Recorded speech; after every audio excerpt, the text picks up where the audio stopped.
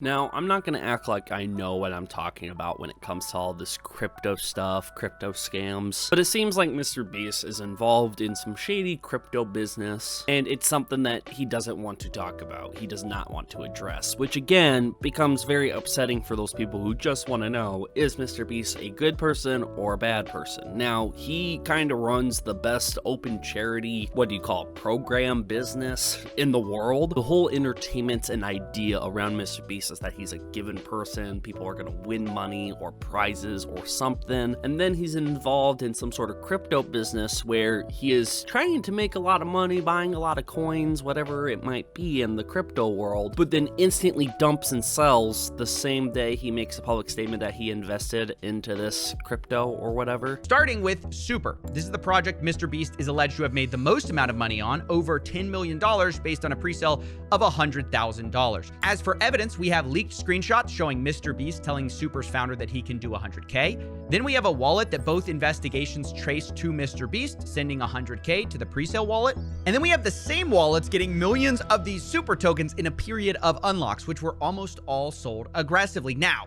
why is this bad? Well, MrBeast is obviously hugely influential, and he publicly associated himself with the project twice.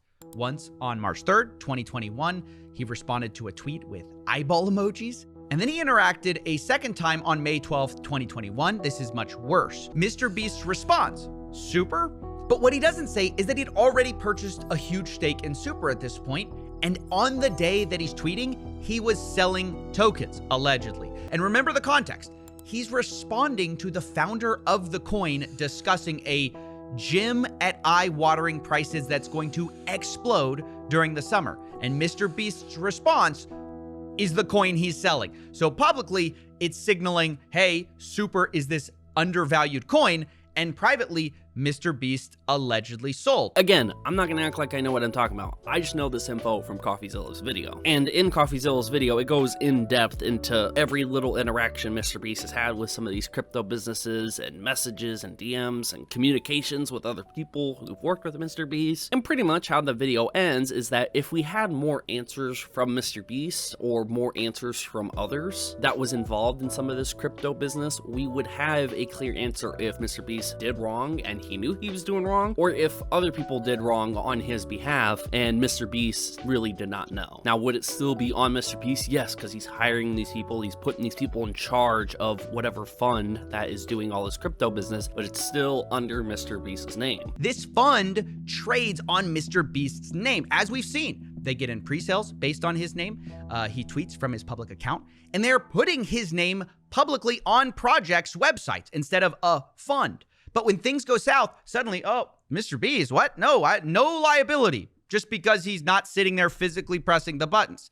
I don't think that's the way it works. So the question is are people using his name to do bad, or is he actually doing it? Well, from his Twitter account, it seems like he's invested and he talks about crypto from time to time. So I'm assuming he runs his own Twitter account and he tweets what he wants to tweet, meaning he knows some of the decisions that he's making in the crypto space. It's not some group of people or person or fund doing it. It's actually him in charge. You know what I'm saying? 95% of those people didn't even mention it. You know what I mean? Like, I've never talked about it publicly.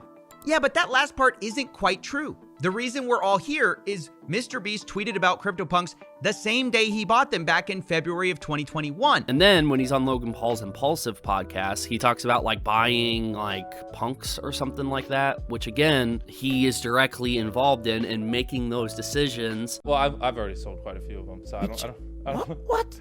Dude, he's on to the next thing.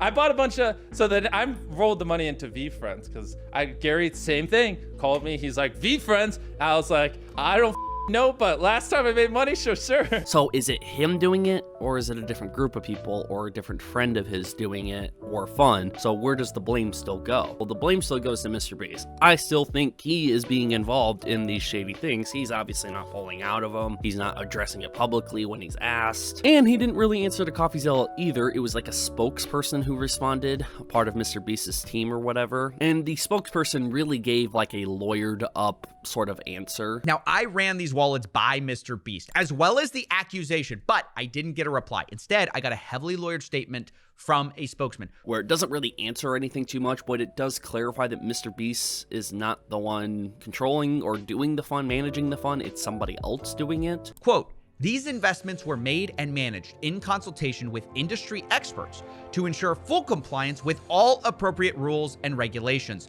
The wallet is not owned or managed by Jimmy." Which is strange because on MrBeast's Twitter account, he claims that he bought one of these punks, and then he goes around talking like he does do these investments and he does, get involved in the crypto space. I have no problem if MrBeast is involved in crypto. That's completely fine. But the fact that he's already involved in shady stuff, and it might not be him, but it's other people around him who are making these decisions or even influencing him, the burden still does fall to him. It is his own fault. He is getting involved in this. And at a time where MrBeast's reputation is like up and down like crazy, this is like the worst thing that you could do. And the fact that he's friends with Logan Paul, who did the whole crypto zoo and scammed a bunch of people, and the fact that we just dealt with so many different situations with MrBeast, like the Lunchley and the Ava Chris Tyson stuff, the work environment and everything like that, Dogpack 404 and everything that he's been putting out. There is so much drama surrounding MrBeast, and I got to say this real quick. MrBeast will probably never die. I'm talking about the brand. It will never die because, again, the worst of the worst situations have been made about MrBeast, and it's made me not want to watch the guy anymore because, again, it's just too much. There's too much to think about when I go to watch a MrBeast video now. I used to not watch because the Ava Chris Tyson used to be in all those videos, and I just didn't want to see Ava Chris Tyson that much. But now it's just so much drama and so many things that I don't really support MrBeast doing. It's kind of turned me away from watching MrBeast videos, and others might feel the same way. But like I said in the beginning of this video, I don't really know that much about all this crypto stuff. I could be wrong, and if you know more about it or you know a way to easily explain it to people, feel free to comment down below, and maybe I'll pin one of the top comments who can explain it the best, because I really don't know much if MrBeast is scamming people, or if he's not scamming people, or if he's just in shady business, or if he's not. I did watch all of CoffeeZilla's video, but CoffeeZilla leaves it open at the end that we just don't have enough of the answers right now. But it does seem like MrBeast is involved and knows that he's involved and is making some decisions of being involved in shady crypto business. But again, at the end of the day, is it something we can give him flack for, or do we have to wait for more info? Or does openly criticizing him and giving him flack, will that give us more answers out of MrBeast on what he's involved in the crypto world? I would like to know more, but please let me know down below what you guys think about all this. What info do you guys know? Do you recommend me watching anything else to get better caught up on all of this? And please, if someone could explain this entire situation a little bit better and a little bit more clear and quicker than what CoffeeZilla does, I would really appreciate that. But still, go watch the CoffeeZilla video because it's really informative and there's a lot of information in there to take in. But anyways, guys, thank you guys for watching the video. Let me know what you guys think about all this MrBeast crypto stuff, and I will see you guys all next time.